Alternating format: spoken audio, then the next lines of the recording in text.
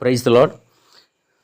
మత్తయి సువార్త 10:22 ఇలాగూ యేసుక్రీస్తు వారు చెప్పి ఉన్నారు, మీరు నా నామం నిమిత్తము అందరి చేత ద్వేషింపబడుదురు, అంతము వరకును సహించిన వాడు రక్షింపబడుని ఇలా రాయబడి ఉంది.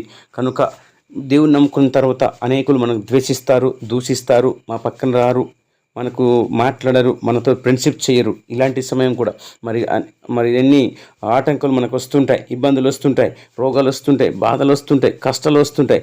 ఇలాంటి సమయంలో కూడా, ఇలాంటి ఇబ్బందికరంలో కూడా ఓర్పుతో సహనముతో కనిపెట్టి దేవునిలో నిరీక్షణ కలిగి జీవించగలిగితేనే మనము దేవుని రాజ్యంలో మనకు చోటు దొరుకును.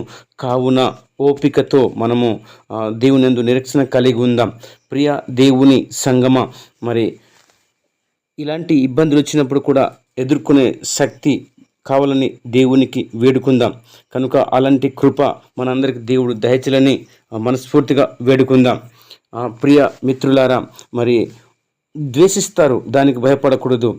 ఆటంకాలు వస్తాయి, దానికి భయపడకూడదు. కనుక ఓపిక కలిగి ధైర్యంగా దేవుని యందు ఉందాం.